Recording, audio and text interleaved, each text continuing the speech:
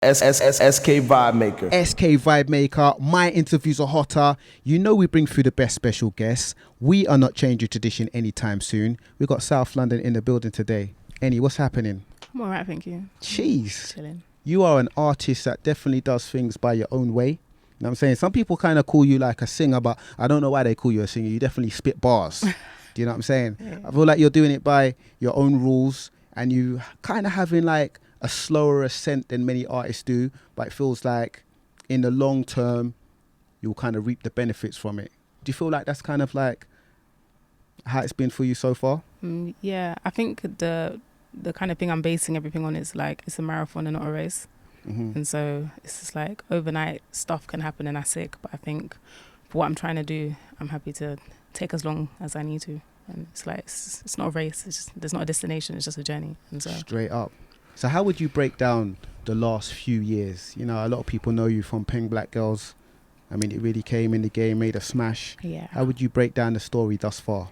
It's just a very weird one. Like I was working my 9 to 5 and like the longer I was working, the more I was realizing I don't want to do this anymore. And so like I had started saving up because I was going to quit my job to pursue music. And then like the timing of everything that happened. So the timing that I was planning to quit my job, I'd like met my producer and I just met a bunch of people that just kind of believed in me and wanted to work with me. And like we started working all of 2019 to just do music. And in 2020, obviously the pandemic happened, but that's when I first released music and then everything just went from there. So it's been like, yeah, just like as a child, I was always into music. So I felt like everything was training me to that moment. So, yeah. Signed to Jorja Smith's FAMM label as well. Yeah. You know what I mean? That's big co-sign, that's big backing. Yeah. How did the relationship with you and Jorja begin? She heard the remix. Her manager played her the remix. And I was just like the instrumental. And so it just ended up being flipped into a remix. And so she came to my studio to like show me her verse. And yeah, I was gassed, obviously, because I was just like a starting artist. And so, yeah, just for even like someone at her caliber to just kind of even just like extend like a verse and everything was very gassy. And so from there, it just kind of just developed, yeah. And you ended up signing to FAMM. Was it pretty straightforward? Yeah, so they signed Peng Black Girls. So when they heard Peng Black Girls, they were like, we want to work with this. And yeah, and then we've just been working with FAMM this for the past 2 years. And yeah, it's been really sick. It's been a sick journey. So if somebody was trying to understand the type of artist that you are, say they just dropped down from the moon or they came to the UK and they was really not aware of what's been going on over the last few years with your music and the scene, how would you describe the type of artist that Enny is? I think I like to think that I'm a rapper's rapper. So I like rapping, but I also like the like singing and melody and soulful element of it. So I think it's just combining the nostalgia of like the early 2000s with a modern perspective and a modern sound, and very London. And yeah. Would you say that you're a student? Do you go and research music? Do you dig deep into like past music and stuff like that? Do you go on a deep dive? I think I've already done that, and so I feel like that's kind of helped me as an artist now to like understand music more. I think just kind of how I've grown up, and I've just always loved music. So like since I was like in primary school, like I've had an attachment to it, and so my interest is like developed in like the past age, the age that I am. And so yeah, it's just, yeah, so now I'm just so in tune with making my own music and like kind of just taking everything I've learned and what I like and what I appreciate and what I'm still learning and trying to like make the best art that I can. Was it always the plan to be a musician? Because, you know, it hasn't been an overnight success. Yeah. I mean, the last couple of years it's definitely sped up and happened kind of quick. Yeah. Internally it was, but externally, like I always say, like you can't, the thing that kind of held me back was like, oh, I can't go to school and like get a degree, and they'll be like, hey, you're sick. And then they're like, oh, here's your bachelor's in rapping. Like it's not a thing. And so I'm a creative person, so I started studying film and went into like script writing and videography and just the creating side and being behind the camera. And then and then like 25 was looming and I was just like, fam. And I got scared and I was just like, well, I ain't got no responsibilities and there's no pressure, so let me just jump and see what happens. So let's put it on record. Is Enny your real name? Yeah, so my name is Ennyton, and so Enny is just short for Ennyton. Oh, but no, actually, no, I forgot. I was going to tell people that it means enigma. Okay, scratch that. Because that sounds cooler. I'm going to start telling people that Enny starts for enigma, because I feel like that's what I want to create. So Champagne Problems is one of the latest songs that you've released. Talk to us about Champagne Problems, because some people might not know what you're talking about right there.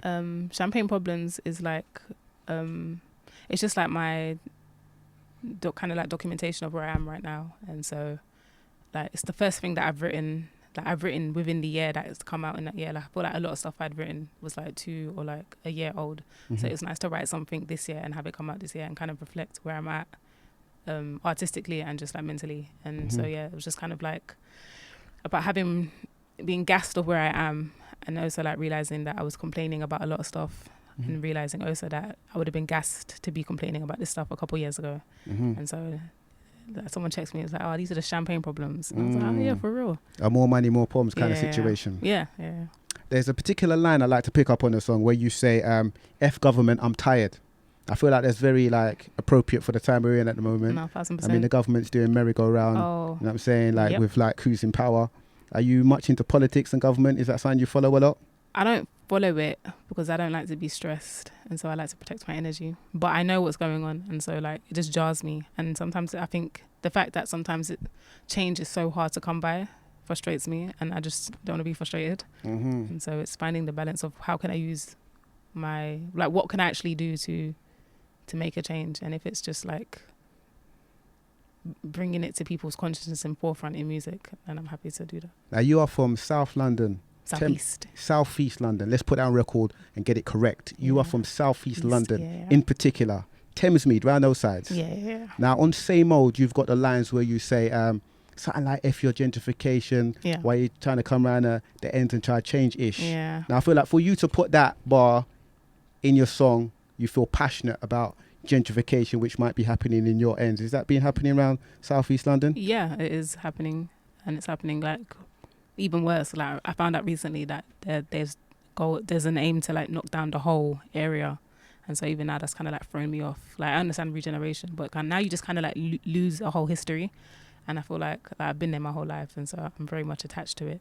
And so yeah, I just think there just needs to be context of how like gentrification is approached for the people that are living there and that have grown up in the communities and so forth.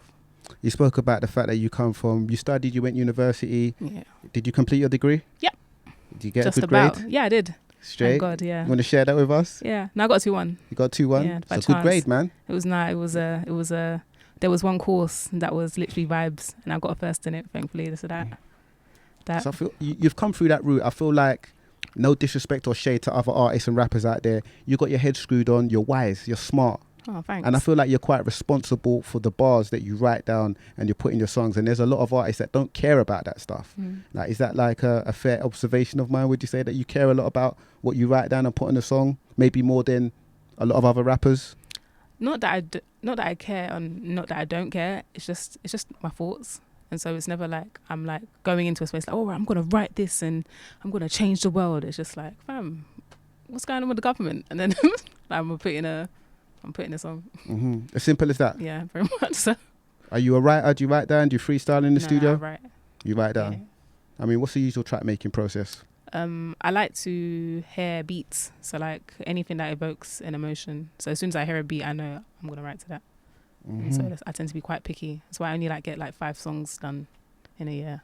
Oh, for real? Yeah. You're not prolific in the studio then? Not at all. Not at all. Perfectionist? Unfortunately, yeah, I'm learning. Ain't nothing wrong with that. Nah, there is. It's to a fault sometimes, I think. People are getting onto you, yeah? Yeah, it's just like, am I going crazy? Like, is this like, or am I overthinking it? And I think when you start to there's like a line and it's so easy to cross over it. And I like to cross over it. Now, when you made Peng Black Girls, obviously I feel like the title of the song is it is what it says on the tin. You know what I'm saying? It's for you to really think about it. It's a statement. Now, did you know it was going to make as much impact and ripples and have people talking about colorism and all those kind of things as much as it did? Not at all. Again, it was like it was only the second song, so I didn't think it was going to do what it did. But it was nice to have the conversations and see like the positive energy surrounding the song and all the just like all the stories and the messages that I started to see regarding the song, and just like the empowerment that it had, was, I think, the highlight of everything that happened. And Jorja Smith on the remix as Yeah, well. yeah. Obviously, you know, Georgia jumps on it, you know, it's going to amplify. But then people was kind of saying that the irony of the song being Peng Black Girls, but then a lighter skinned version girl being on the song, and all those kind of arguments. Were you kind of like bothered by all of that discussion, or was you just like, it's here for you lot to talk about? No, I wasn't bothered, but just because I know, not bothered, but like I just know the intentions behind both versions of the songs, and so people can draw their own conclusions. But everything came from it came from a genuine place. Yeah. So. Now, a hot topic that I've been speaking to a lot of female artists about over the last few years really is about how it's unfair that female artists have to kind of sex up their music unlike their male counterparts. Sex up the music, bad B culture, have body surgery, and none of these things are expected from male artists. Have you felt any of those like kind of pressures? Like, I mean, would we want 2-3 years deep? Would you want a man to like get a BBL and do all that stuff? Because I feel like men's version of that is the jewelry and the strip clubs and the money and the whole gangster aspect of it. So it's not that. It's not. There's no difference.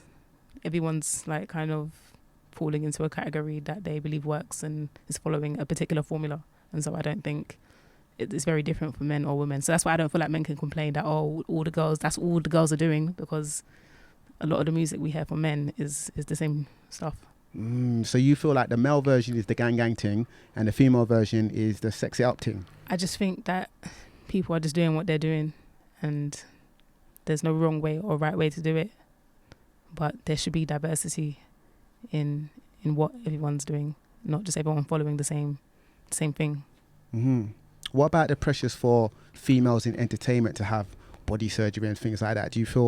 Have you felt any of those pressures? Have any of your friends or your peers, have you had conversations about anything like that? I'm not saying it's right or wrong, but have you had any privy to any conversations like that? I think it's natural, especially as like young women and young girls, and we consume everything we see. So back in the day, having a big butt wasn't the vibe. It was like, oh my God, your butt's so big. And then it's like, oh my God, I don't want to get a big bum. And then now it's like, oh, big bums are in fashion, so now you want to get it. So it's just like everything we're consuming is what we're being fed, and is what like kind of influences what we like, both in men and women. So men desire or might desire something like this because it's constantly in their face. And the same thing with girls on Instagram, you're seeing the same things, and now you think that's what a normal body type looks like. So it's a natural it's a natural like, crazy thing. Now on Champagne Problems, you got this line where you say certain man like hailing me up because they say, yo, you don't rap about sex. What's that meant to mean? Something like that. You said something like that. Was the bar something like that? Yeah, certain man love hailing me up because they say, yo, we like you don't rap about sex.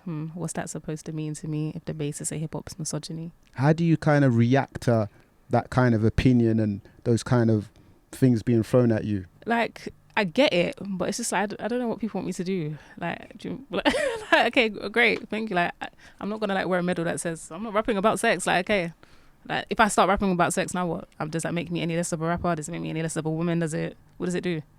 I'm just, like, women are sexual beings. There's diversity in thought. There's like no one's just yeah. Sometimes I feel like we overthink just like perceptions of women. I understand that one like thing is being pushed, but I think when everyone starts like putting people in boxes, that's when like the issue becomes. Because then now what if I'm like, oh my God, that means I could never rap about sex, or I could never say anything naughty because that's how I'm being perceived. I have to live up to this. No, I'm just a babe. I'm gonna rap about it. I'm gonna rap about it. Real talks. You've drawn comparisons with Little Simz. You know, I feel like Little Simz has been an artist that's definitely about like I'm gonna say again, no shade to anybody else, but Little Simz has been an artist very much about integrity, the journey, the slow grind, playing it by her own rules, and people are drawing those comparisons with you, an artist that's much earlier in her career. How do you feel about those comparisons? I think it's sick. I think everything that Little Simz has accomplished is like has been an honor to watch, and it's like what I've grown up knowing is that you can't be what you don't see. So it's like when people see stuff like that, you're like, okay, cool, so it is possible. And so she's able to knock down doors that other people are able to like pass through, and then so forth. But that's how things change. And so it's, yeah. Who have been UK artists that have had a massive impact on you and inspired you on your journey on the come up? Yeah, I'm I'm a rapper's rapper, so I was like proper into Chipmunk and Lioness. Like I remember Tim Westwood's Fire in the Booth? Yeah. No, not Fire in the Booth. He's like, yeah, when he the brings the radio artist things, up to yeah. speak, And I used to like recite everyone's bars every time they'd come in. And so like I remember Lioness and Chipmunks, just the way they would write was something that always stuck with me. And so, yeah. Shouts to Lioness, man, every time. You know what I'm saying? For real. I've definitely got time for her, man. Shouts to Chip as well, from North London. Both two firesome MCs and Yeah. rappers. What would you say is the long-term plan for Enny? I feel like I've been saying like world domination, but low-key I don't even know what that is. But I think I think just to be as great as I can be and just fulfill what I believe I'm here to do, and have a good time doing it. I think that's the most important thing also. Is the American market important to you? I think the world market is important to me. I also think that the UK is doing a madness, and I think there's so much talent in this country and there's perspectives that the rest of the world hasn't seen yet. I think we've been so Americanized with sound, and so I think now that everyone's looking over here and realizing, because when you even listen lyrically to what UK rappers and artists do in comparison to Americans, the skill level is very different, and I think that the skill is here. And so I think with time and foundation and community, hopefully we're able to establish something sick and make UK music even more global. When we get in that debut album? I just got here. No idea. I'm just trying to. Yeah, I'm very still new to this. I've only got one project out, and so I think I got a couple more projects to do before I get to album stage. Listen, the future is looking very bright. They say my interviews are hotter. It's been SK Vibemaker and Enny. How about that? SK Vibemaker.